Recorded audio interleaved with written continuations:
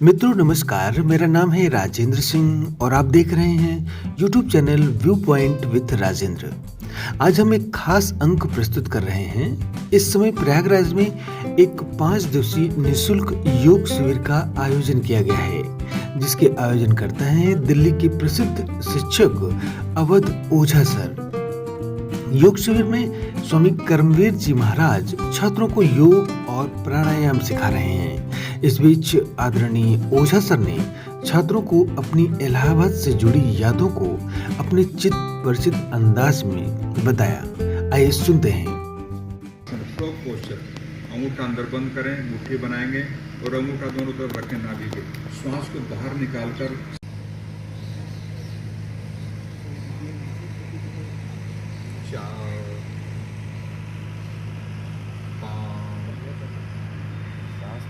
हो जा रही है।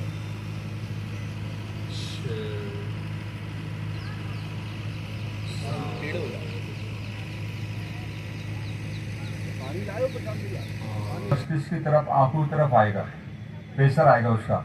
अगर कोई स्नायु तंत्र हमारा कहीं वीक है या ब्लड सर्कुलेट नहीं हो रहा तो इसमें अच्छी तरह से होगा। इसके करने से कितने लाभ होंगे?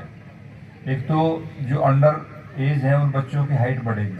हाइट बढ़ाने में कौन सा ग्लैंड हमारा सहयोगी है बताओ? 2 ग्लैंड है। आप तो तैयारी करो, आपको तो याद होना चाहिए। कहाँ पूछ लेंगे आपको पता ही चले। एक तो थायराइड ग्लैंड जो है हमारी हाइट बढ़ाने में सहयोगी होता है। दूसरा पिट्यूटरी।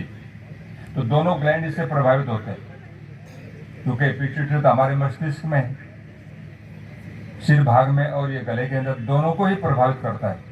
तो इसलिए इस अभ्यास को आप करेंगे और खाना खाने के बाद में एक लौंग मुंह में डाल के चूसते रहो। आधा घंटे के बाद जब गीली हो जाए तो चबा के खा लो।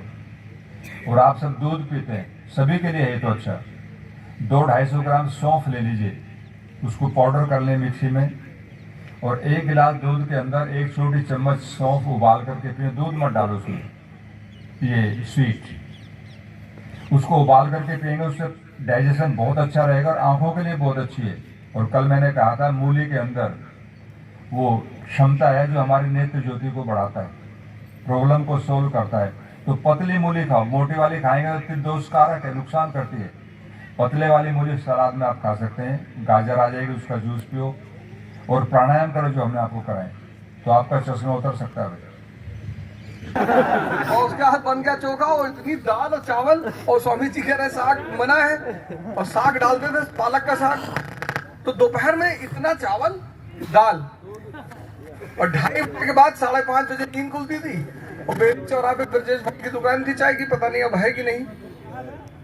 बेली चौराहा जो है अस्पताल वाला है, हाँ, तो 5-5:30 बजे पहुंचते थे, तो वो क्या कहते भी थे। फिर उसके बाद 5 से 5:30 जो है सामरिक विषयों पर चर्चा होती। लेकिन तब एक अच्छी बात ये थी, अब तो मुझे नहीं पता, कि जितने सीनियर्स होते थे वो चाय की दुकान पे चर्चा जरूर करते थे। इस देश की आजादी में एक आंदोलन की बड़ी भूमिका है, आपने शायद उसको नहीं सुना होगा। उसको कहते हैं लाइब्रेरी मूवमेंट। लाइब्रेरी भाई 90% लोग इस देश में अशिक्षित थे 1870 में, और सारे राजनेता जो थे ये अपना अखबार निकालते थे। भाई सुरेंद्र नाथ बनर्जी का अखबार निकलता था ना, क्या नाम था? पंजाब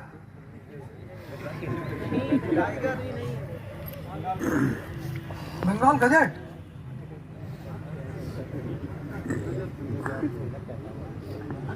चलो हिंट दे देते हैं, पत्रिका था टाइगर पत्रिका, क्या नाम था?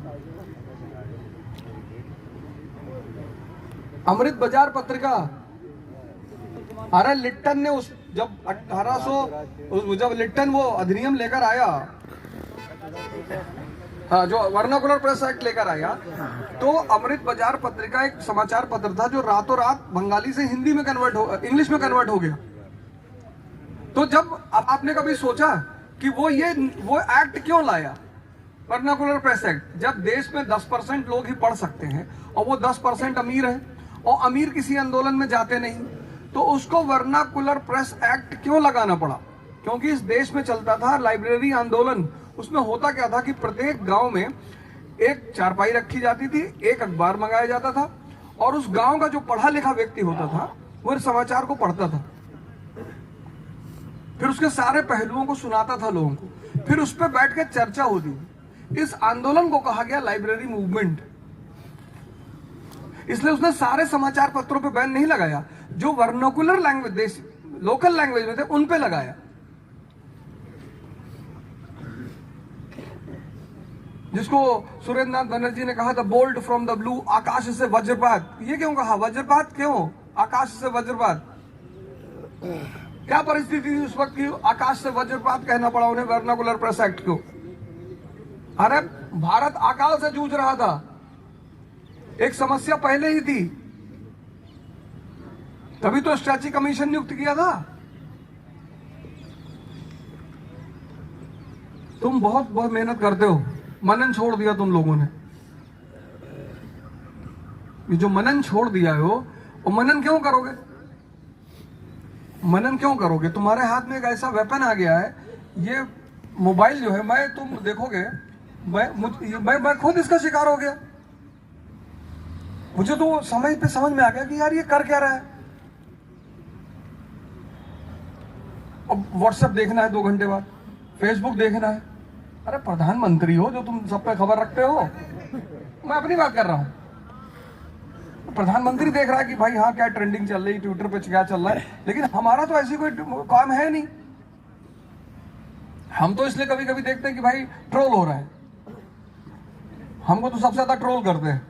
और हमको ट्रोल करने से ज्यादा नौजवान क्रांति मैंने उस समय की जब इस देश के लोग निराशा के शिकार थे। किससे फीस मांग रहा था मैं? कोई अस्पताल में मर रहा था, कोई घरों में मर रहा था, तब मैंने अपने घर से नौजवान क्रांति की शुरुआत की, कहानियां सुनानी शुरुआत की, क्योंकि मुझे पता था कि कोरोना में जो सबसे बड़ी जरूरत है वो है उत्साह की।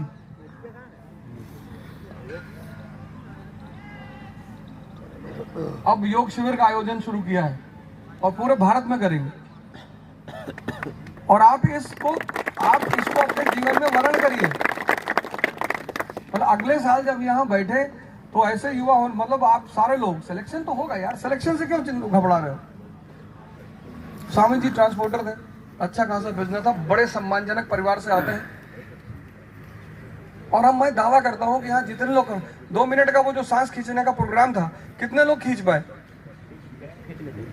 30 सेकंड में अच्छे खासे लोग कोलैप्स हो गए होंगे, और वो 75 साल के, और 2 मिनट तक उसी स्पेस में सांस खींचते रहे। और ये जो महायोग क्रिया वो आपसे करा रहे हैं, ये किसी भी बीमारी को आपके अंदर पनपने ही नहीं देगी। और YouTube पे सारे वीडियोस अपलोड हो जाएंगे, तो जिसको भी नहीं प्रैक्टिस हो पाई है वो घर पे करे। अभी तक कोचिंग संस्थानों ने आपको सपना दिखाया, अच्छी बात है, दिखाना चाहिए, सपने ही तो साकार होते हैं। मैं आपको शक्ति के साथ सपना दिखा रहा हूं, मैं भी सपना दिखा रहा हूं, लेकिन मैं सपने का जो प्राप्ति का माध्यम है वो है शक्ति, उसका भी स्रोत दे रहा हूं। भाई इतनी बड़ी बड़ी इंडस्ट्रियलिस्ट कोचिंग है, 100 करोड़, 200 करोड़, 500 करोड़, 1000 करोड़ का धंधा करती है। अगर योग शिविर लगवा दें, भाई क्या जाएगा उनका? एक ऐसी संस्थाएं हैं जो साल में 10 योग शिविर लगवा सकती हैं, और उससे उनको और फायदा होगा। ऐसा नहीं उनको कोई नुकसान होगा, उससे उनको और फायदा होगा। लेकिन मुझे ये बात का, भाई बहुत सारे लोग आपके साथ में से दिल्ली गए, पढ़ के आए, क्या बिगाड़ लिए यहाँ आके वापस? और दिल्ली जाने के बाद फिर क्या कहोगे? न्यूयॉर्क जाओगे? फिर वो बाप जो है ना, बांध के कमरे में बहुत मारेगा, 2 बीघा खेत पहले ही बेच चुके हैं। तो तुमने शक्ति के उत्पत्ति किए बिना सपने को पालना शुरू कर दिया, बस यही तुम्हारी कमी है।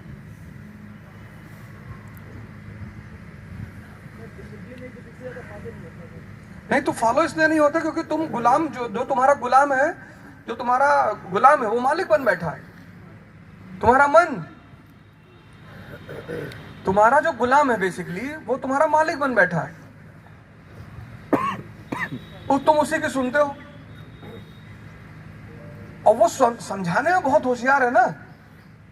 तुम देखो दिन भर घूमते रहोगे कटरा में, तुमको कोई चीज याद नहीं आएगी। जैसे पढ़ने बैठोगे वैसे तुम्हें याद आएगा, यार पापा बीपी दवा भूल गए। देखो दिन भर तुम कुछ नहीं भूलते हो, जब तक तुम बाहर हो तुम कोई जरूरी चीज याद नहीं करते हो। जहां तुम कमरे में बैठे तहां कहेगा योजना नहीं लाए। कोई ऐसी चीज याद दिलाएगा जिस उसका मंतव्य होगा कि तुमको किसी तरह उठा के बाहर ले जाए। और तुम बाहर ले गए तो तुम तो योजना लेने गए थे, एक कुरुक्षेत्र वाला निकल आया है। अब ऐसे योजना और कुरुक्षेत्र वाले 50 तो मिल के खड़े हैं, क्योंकि सबका घर जाने का मन नहीं कर रहा है। वहां विपिन चंद्रा पड़ी है, विपिन चंद्रा पढ़े हैं। देखो हिम्मत नहीं पड़ रही। कितनी बार पढ़े? काहे भूल गए? क्या नाम है तुम्हारा? राहुल कितनी बार पढ़े? स्वतंत्रता संघर्ष पढ़े? भारत का स्वतंत्रता आंदोलन एक बार। तुम कितनी बार? 2 बार पढ़े। किस आंदोलन में? शव यात्रा का प्रावधान किया था।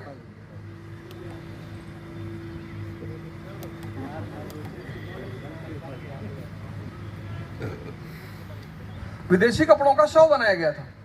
जो विदेशी वस्तुएं थी वो कपड़ा था, उसके शव बनाया गया था। और उसके बाद क्या होता था? डेड बॉडी बनाई जाती थी। और उसके बाद क्या होता था कि जैसे अब जगह गांधी जी पहुंचे इलाहाबाद, तो इलाहाबाद में ये तय हुआ कि भाई सिविल लाइन चौराहे से संगम तक आएंगे कटरा घूमते हुए। तो जैसे शव ले जाया जाता है ऐसे ही 4 लोग उसको लेके चलते थे। उससे क्या होता था? लोगों में रुचि पैदा हो जाती थी, लोग उस ड्रामा को देखने के लिए बाहर आ जाते थे। तो आंदोलन जो चल रहा था उसमें भागीदारी बढ़ जाती थी। और फिर गांधी जी रास्ते में अपील करते थे कि एक रुमाल ही फेंक दो। तो लोगों ने कहा रुमाल तो ना फेंक पाएंगे, पोछा खराब हो गया वही फेंकेंगे। हाँ बोले वही फेंक दो। यहाँ लोग कपड़ा दान करते हैं जब घिस जाए तब, जिसके पास है। तो देखो तुम इतनी बार पढ़ते हो और तुम्हारे कॉन्सेप्ट्स क्लियर नहीं हो पाते, क्योंकि तुमने अपनी वो शक्ति का जो सिद्धांत है। राम राजा के बेटे हैं, श्री राम जिनको प्रभु राम हम कहते हैं, लेकिन 14 साल जंगल में रह रहे हैं। और तुम क्योंकि शक्ति उनको पता है कि राजा बस एक शर्त पे बना जाता है, जब तक शक्ति नहीं पैदा होगी तुम कुछ नहीं कर पाओगे, तुम कहीं भी चले आओ। और मोटिवेशन तो नशा है ना, तो 1 घंटे के लिए रहेगा। कुछ लोग दिन भर मोटिवेशन सुनते हैं, रात में सो जाते हैं।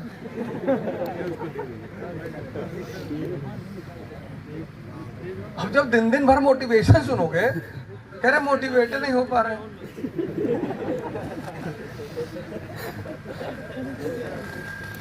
भाई यही फैजल भाई हमारे साथ हैं, हम साइकिल यात्रा की है यहाँ से, आप ही लोगों के लिए की है। लखनऊ से दिल्ली तक साइकिल चलाए 700 किलोमीटर, और तब कोरोना का पीक चल रहा था।